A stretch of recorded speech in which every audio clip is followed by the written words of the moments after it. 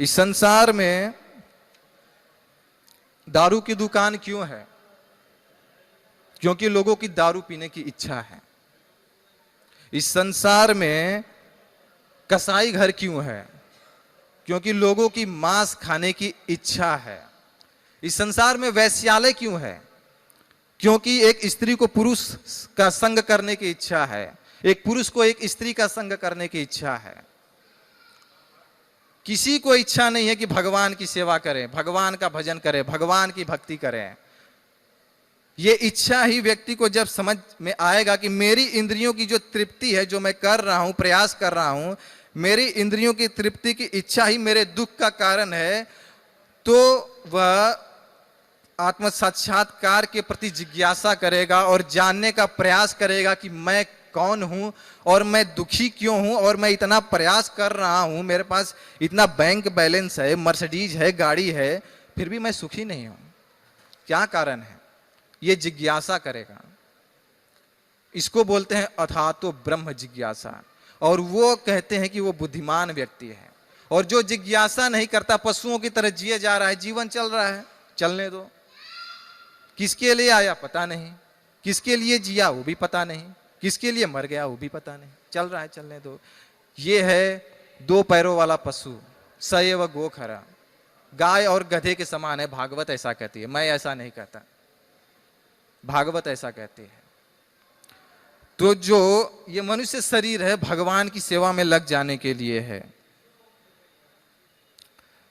नहीं तो सबको लगता है अरे उसने सूट बूट पहना है, टाई हुई लगाई हुई है, उसने बड़े अच्छे अच्छे कपड़े पहने हैं, बहुत शरीफ आदमी है, बहुत अच्छा आदमी होगा।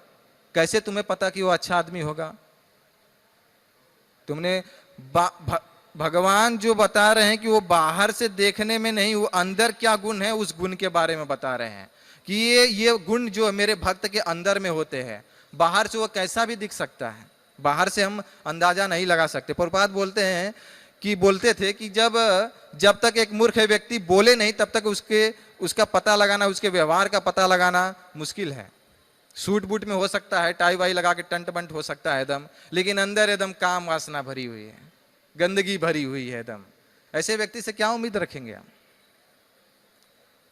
तो अगर भगवान कृष्ण की सेवा में लगना है, भगवान कृष्ण को प्रसन्न करना है, तो हमें ये गीता के ज्ञान को अपनाना पड़ेगा। ये समझना पड़ेगा कि भगवान हमसे चाहते क्या है। भगवान गीता में स्वयं बता रहे हैं कि देखो तुम्हें ऐसा करना चाहिए, ऐसा नहीं करना चाहिए। भगवान मैं हूं, मेरी शरण में आओ तब तुम सुखी रहोगे, तुम ऐसा करो, ऐसा मत करो। इसीलिए ये गीता हमें पढ़ना चाहिए, रोज पढ़ना चाहिए, प्रयास करना चाहिए कि 5 मिनट 10 मिनट मनुष्य जो है भगवत गीता के संदेश को रोज पढ़े। अरे तुम पेपर पढ़ते हो, मनुष्य पेपर पढ़ता है, मुझे समझ में नहीं आता क्या पढ़ता है उसमें। अपने घर का प्रॉब्लम तो सुलझा नहीं पा रहा है, दुनिया की प्रॉब्लम पढ़ता है डेली। टीवी में न्यूज देखता है, इधर ये हो गया, उधर हो गया, दिमाग में कचरा का कचरा पूरा भर लेता है, फ्रस्ट्रेटेड, पूरा चिंता से ग्रस्त हो जाता है। अपने घर की समस्या तो सुलझा ही नहीं रही, देश की समस्या सुलझाने के लिए चल दिए हैं। पढ़ना है तो भगवत गीता पढ़िए, भागवतम पढ़िए। ये कान जो मिले हैं भगवान की कथा को घुसाने के लिए मिले हैं अंदर मनुष्य को, इसमें छेद किया है भगवान ने। ये बाहरी सांसारिक विषयों के लिए नहीं है, भगवान कृष्ण की कथा के लिए है। ये आंख जो मिली है भगवान कृष्ण के दर्शन के लिए मिले हैं।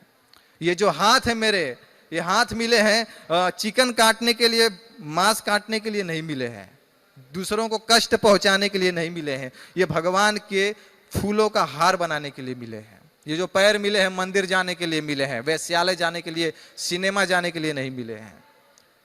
भगवान को ऋषिकेश कहते हैं, इंद्रियों के स्वामी कहते हैं। अगर वो मनुष्य की इंद्रियों से अपनी शक्ति खींच लेना, तो मनुष्य की इंद्रियां जो हाथ पैर काम करना बंद कर दे। क्या बोलते हैं, पैरालाइज हो जाता है ना, कुछ तो बोलते हैं, खींच लेते हैं शक्ति। अगर वो आंख से देखने की शक्ति खींच ले तो व्यक्ति देख नहीं सकता, तो मोबाइल कहां से यूज करेगा, सिनेमा कहां से देखेगा। अरे आंखों में देखने की शक्ति है, भगवान की शक्ति से वो शक्ति है, आंख देख सकती है। पैरों में चलने की शक्ति है, भगवान की शक्ति से पैर चल सकते हैं। अगर भगवान वो शक्ति अपनी खींच ले तो पैर काम करना बंद कर देंगे, हाथ काम करना बंद कर देंगे, आंख देखना बंद कर देगी। फिर क्या करेंगे हम? अभी तो हम लोग जाते हैं पुस्तक वितरण करने के लिए, बुक ले लीजिए, समय नहीं है बोलते हैं। मैंने देखा है एक ऑटो वाला भी बोलता है समय नहीं है, एक मर्सिडीज वाला भी बोलता है समय नहीं है, और एक जो लारी चलाते हुए ठेला पे जाता है ना, वो भी बोलता है समय नहीं है। तो जो ठेला चला रहा है, ठेले चलाने से लेकर मर्सिडीज में जाने वाला तक सबके पास समय नहीं है। भाई किसके लिए तुम मेहनत कर रहे हो? 2 रोटी खाना है, थोड़ी सी सब्जी खाना है, थोड़ा समय भगवान के लिए निकालिए, भजन के लिए निकालिए, समझने का प्रयास कीजिए।